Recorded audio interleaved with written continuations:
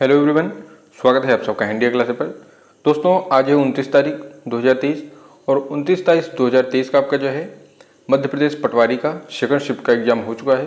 तो आइए हम सेकंड शिफ्ट में आए हुए सभी प्रश्नों का एनालिसिस करते हैं और देखते हैं कि प्रश्नों का सही आंसर क्या होगा, जिसमें आपके GK GS, current affair, computer, history यानी इतिहास और साइंस के प्रश्न लिए गए हैं।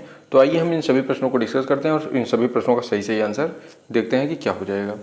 तो देखिए आपके एग्जाम में एक प्रश्न आया हुआ था, सलमान खान का जन्म कहाँ हुआ था। सलमान खान से पूछा गया प्रश्न है, तो इसका राइट आंसर आपका हो जाएगा इंदौर में। सलमान खान का जन्म कहाँ हुआ था, इंदौर में, या फिर इनका संबंध कहाँ से है, तो इंदौर से है। दूसरा प्रश्न इसी में आपका बना था, आशा पारेख का संबंध किस क्षेत्र से है। तो देखिए आशा पारेख का संबंध पूछा गया था, तो इसका राइट आंसर हो जाएगा सिनेमा जगत। जिस ऑप्शन में आपका सिनेमा जगत दिया है वो ऑप्शन आपका राइट हो जाएगा।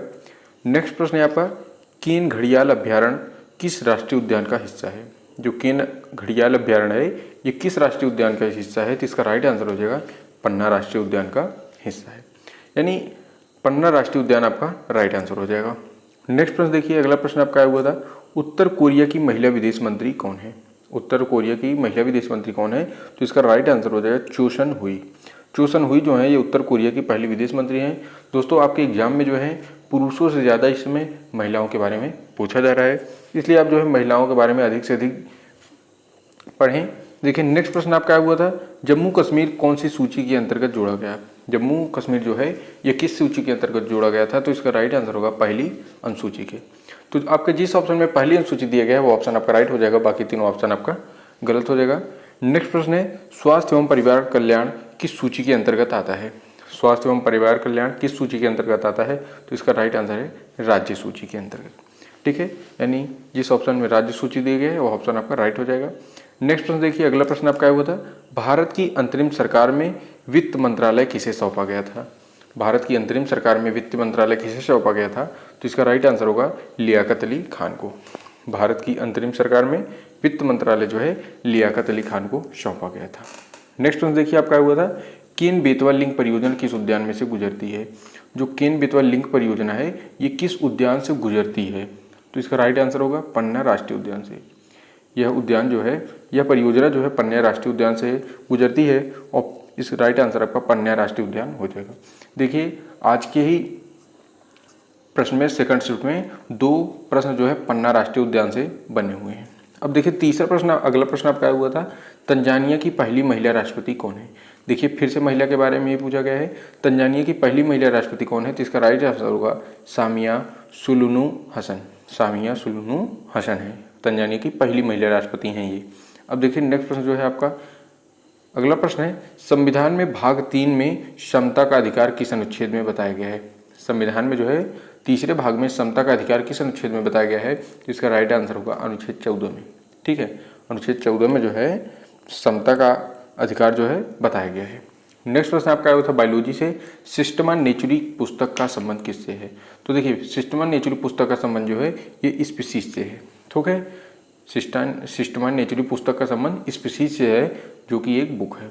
ठीक है, नेक्स्ट प्रश्न देखिए, यानी जिस ऑप्शन में स्पीसीज था वो राइट आंसर होगा। अगला प्रश्न पूछा गया था, एल्केन का रासायनिक सूत्र क्या है।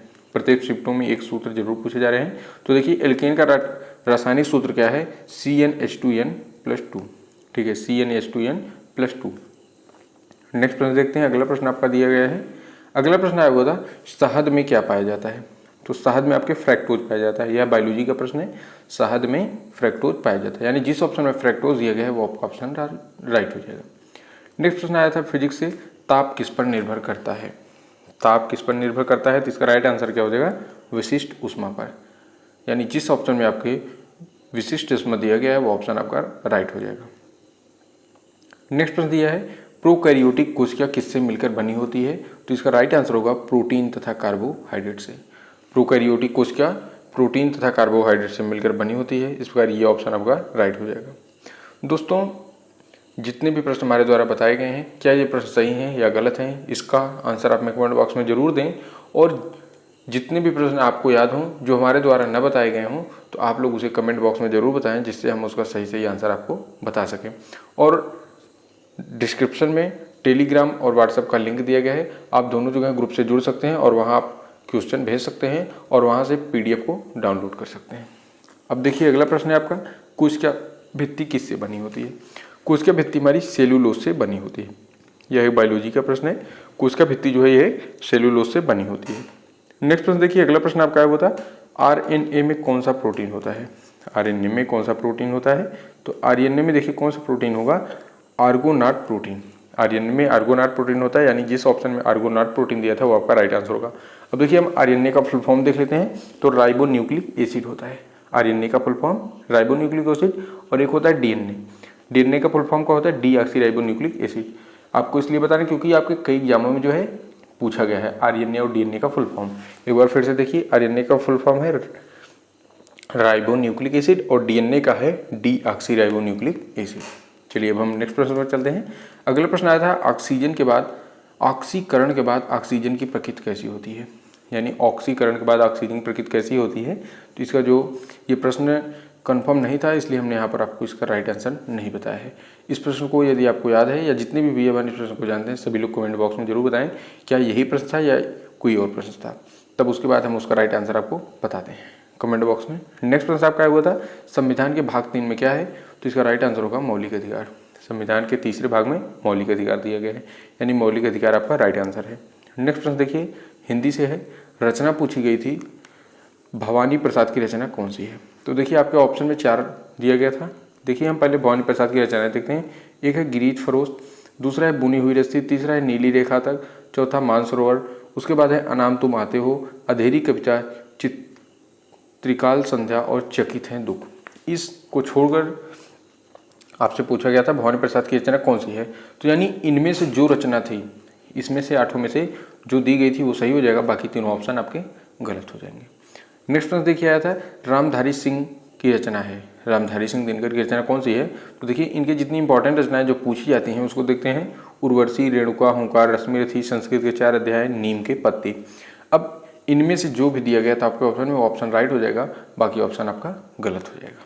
नेक्स्ट प्रश्न देखिए आपका फिजिक्स से है। गुरुत्वाकर्षण का नियम शायद पूछा गया था या कुछ और पूछा गया था, तो इसको सही ढंग से नहीं बताया गया था, इसलिए हमने सिर्फ गुरुत्वाकर्षण का नियम बताए हैं। और आप यदि इस प्रश्न को जानते हो तो इसका सही प्रश्न हमको बताएं, जिससे हम आपको सही आंसर बता सकें। तो देखिए गुरुत्वाकर्षण का नियम क्या कहता है कि किन्हीं दो पिंडों के बीच कार्य करने वाला आकर्षण बल पिंडों के द्रव्यमानों के गुणनफल के अनुक्रमानुपाती तथा उनके बीच की दूरी के व्युत्क्रमानुपाती होता है। ये क्या है? हमारा गुरुत्वाकर्षण का नियम है। किन्हीं दो पिंडों के बीच कार्य करने वाला जो बल है आकर्षण बल, वो पिंडों के द्रव्यमानों के गुणनफल के अनुक्रमानुपाती तथा उनके बीच की दूरी के व्युत्क्रमानुपाती होता है। दोस्तों यदि कोई और प्रश्न था गुरुत्वाकर्षण से ही संबंधित तो उसे आप हमें कमेंट में बताएं। अब देखिए अगला प्रश्न आपका कंप्यूटर से आया हुआ है। कंप्यूटर का मस्तिष्क किसे कहते हैं? इंपॉर्टेंट प्रश्न है, ये किसी भी एग्जाम में और बार बार पूछा गया है, रिपीटेड प्रश्न है। तो देखिए कंप्यूटर का मस्तिष्क जो है CPU को कहते हैं। कंप्यूटर का मस्तिष्क किसे कहते हैं? CPU को। CPU का पूर्ण रूप सेंट्रल प्रोसेसिंग यूनिट है और CPU कंप्यूटर का मस्तिष्क होता है। ठीक है, तो जिस ऑप्शन में आपको मस्तिष्क दिया गया था, CPU दिया गया था, वो ऑप्शन आपका राइट हो जाएगा। देखिए कई एग्जामों में कई शिफ्ट में आपके CPU का फुल फॉर्म भी पूछा गया है, तो CPU का फुल फॉर्म क्या है? Central processing unit.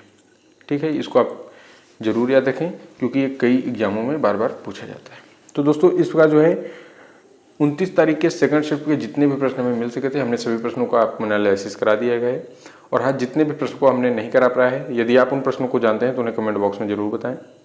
और मिलते हैं हम आपको एक नेक्स्ट वीडियो में, तब तक के लिए जय हिंद, जय भारत।